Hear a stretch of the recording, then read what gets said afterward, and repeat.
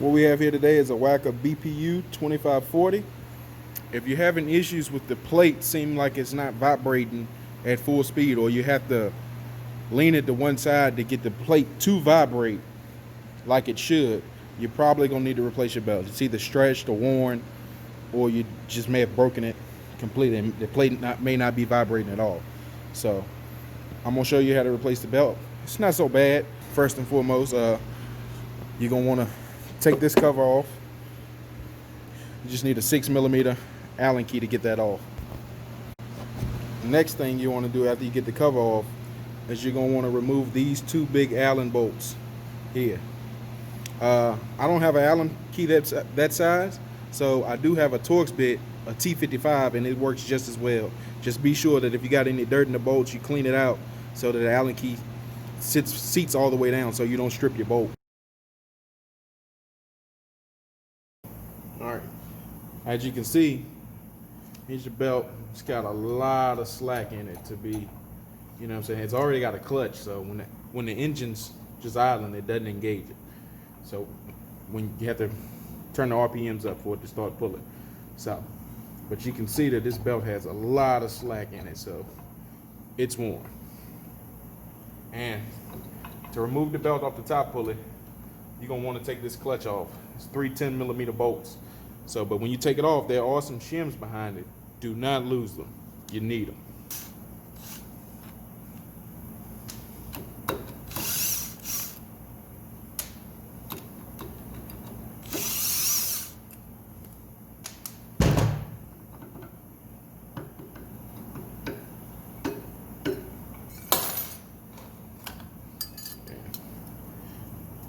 There are the two shims.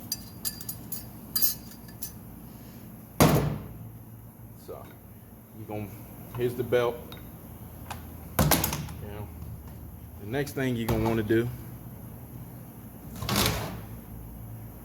is, if you've already removed those Allen keys, you're gonna tilt this up, but not too far where you'll damage these bushings, because I don't take these bushings loose.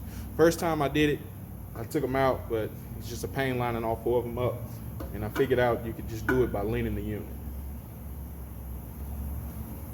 Get you something nice and sturdy to prop it up with. You don't want it to fall on your hands while you're working with it, because it is heavy.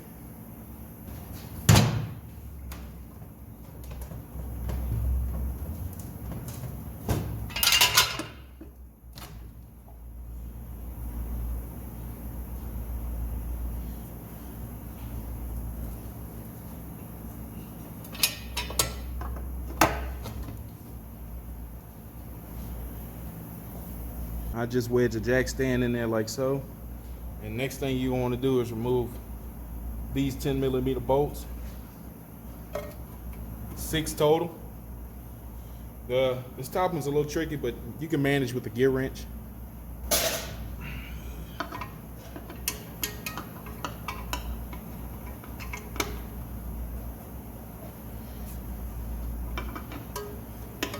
Well, I really don't even take the top one all the way out. I just loosen it enough to move the plate.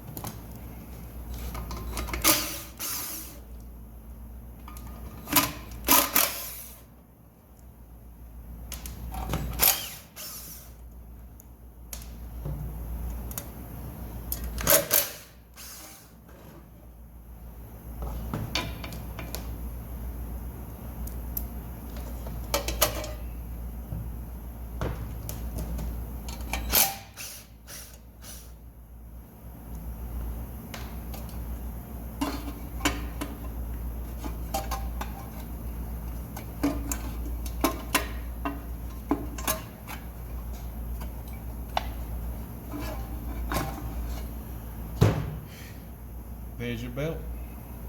All right, I almost forgot to finish the video because I had to wait on the belt, and I forgot I was recording. But anyway, I already put the belt on the bottom side there, which if you took it off, if you got it off, it can only go one way. You just shim it in there behind the plate, get it on the pulley, take whatever you use to raise this up, to hold it up, and let it down, and pull the belt up and back around the clutch and put it on. And then you want to put your other side of your pulley on with your 2 shims.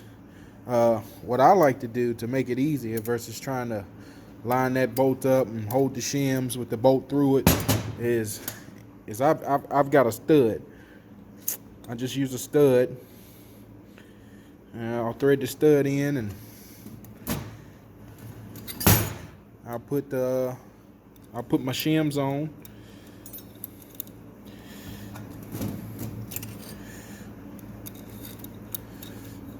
Put my shims on, and I'll put the pulley on.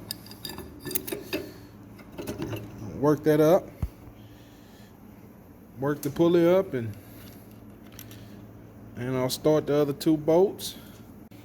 All right, so once you get all your bolts started, you don't want to just take it and tighten them all up and just put it together. What you want to do is you want to tighten them, try to tighten them evenly. And, just slowly draw it up, each one, and you'll see it pulling in. But then make sure you rotate it.